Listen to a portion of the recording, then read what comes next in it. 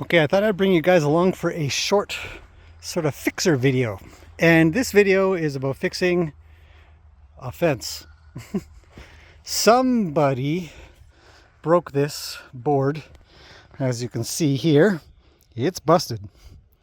And it's not uncommon for breaks to happen where there's knots and stuff like that.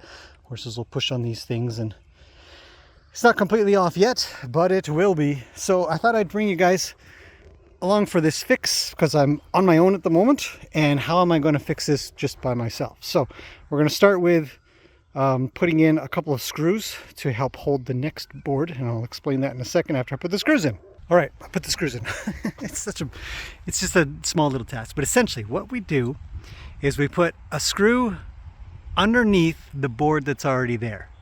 Now this can help if you have a board that you take one side off and you don't want it to fall and stuff like that, but it provides a little bit of support. But the other thing that this is doing is it's providing us a quick guide to where the next board is going to go. The new board, this board here. This board's a little bit long, so I brought my saw with me to cut it.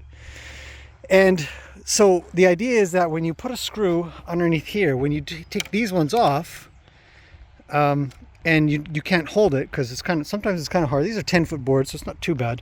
But sometimes you can't hold this end up while you're taking that end off. So this little screw here will help hold it so it doesn't go kerplunk and fall down.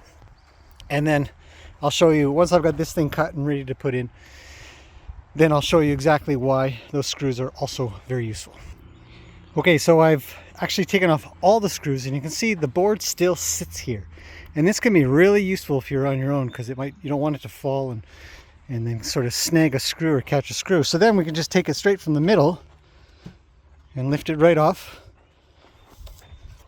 and out of the way. And now we've got an open arena. Kind of handy, to be honest. Sure would like to put a gate in. I was thinking of putting a gate in right here. Anyhow, so the next thing to do is to take advantage of these screws sitting here, and we're going to place the next board on top and give it a little measure and cut. So that's my next step. So then this one's too long. I know it's too long because I've measured. This is about 10 feet, and the piece that goes here is just under 10 feet. So I do know it needs to come down. So that's my next step. Okay, to give you guys an idea of where I'm at, I've essentially put the board on each of the screws. You see how I don't have to hold it up.